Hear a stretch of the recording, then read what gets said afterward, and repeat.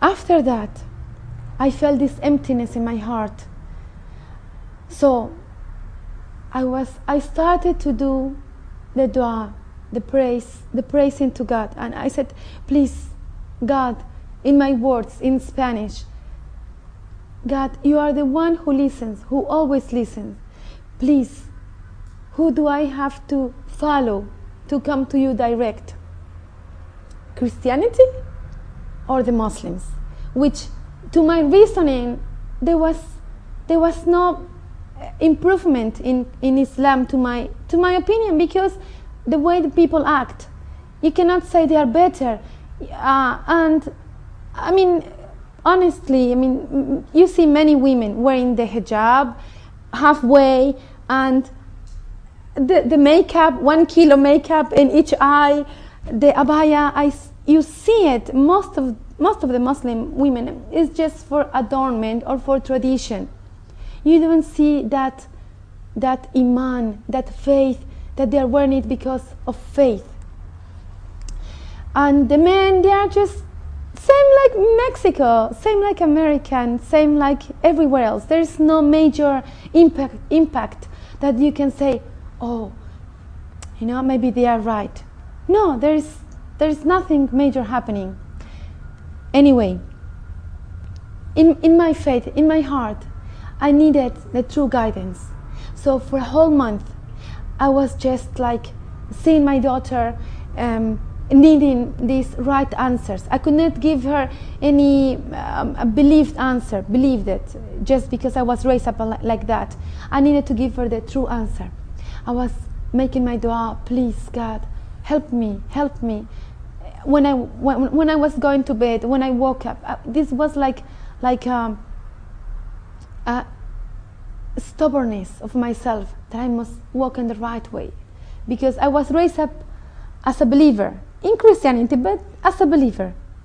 Then it was like about 3 years before, in the 3 Ramadans before that, few days before that Ramadan, I had a dream. I had a dream that changed my life totally. I dreamed that I saw myself wearing the white hijab with the white dress, and I saw myself looking myself like a Muslim, and I was in a small white room, and I look at my both sides, and I have my 2 daughters holded by my both hands on my sides, and they were wearing the same white dress that I was wearing, the white hijab. In this small room, we were praising Allah.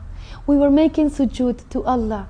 I was speaking in Arabic, the surahs, and I was so overwhelmed by this, that this is the right way to praise God. Still though, on my right side, I saw a small door, and I saw the shaitan, and he will not enter this white room. He was just there, standing, like in fire. I saw his eyes was like in fire, and he told me, don't become Muslim, don't believe in Islam, stay Christian or be anything you want to be. And he started telling me bad words in Spanish. He tried to scare me, but I don't know how come out of my mouth the words "A'udhu billahi minash shaitanir rajim." I said it, and it was like a wind grabbed him out of this place, and I felt no fear in my heart. I grabbed my 2 daughters again, and we continued praising God. And every time we were standing up from sujood, every Allahu Akbar, our bodies were bigger and bigger. Again, Allahu Akbar, and we were bigger and bigger. In one of those sujood, when we said Subhana Rabbil Ala, Subhana Rabbil Ala, Subhana Rabbil Ala, on the floor, I heard Allahu Akbar. I came back to my consciousness, and this was the Adhan of Fajr. And at that time, I said myself consciously, full awake, Allahu Akbar. I was totally sure, I was 100% sure that God has answered my question. What is the right way? The only right way to come to God? Islam. Right now, I'm so thankful that God has made me Muslim, because this is to be Muslim, as we know. This is the difference of going to the fire forever, forever. There is no 1 year, 10 years, 100 years, 1,000 years. It's 1,000 and 1,000 and forever and ever. Inshallah, I will be of the chosen ones. And because I love my babies, I want to raise them up as a true Muslims. After my dream, when I realized the whole thing, I felt taqwa in my heart. So I went to grab whatever cloth I had in my house. I cover myself, and I fear not to be in the right way of God. I want only to be in the right way from that time until now, and inshallah until the day I die. I asked my husband, mother at that time, please tell me, how can I be Muslim? Now I want to be Muslim. So she took me to Al-Awqaf to make my shahada. I did it then. I came back. 3 days later on, Ramadan started. It was like a dream, and I don't want to wake up from my dream. I want to go on with it. I started fasting with no problems at all. I was sleeping with my mom that night, and my mom used to tell me that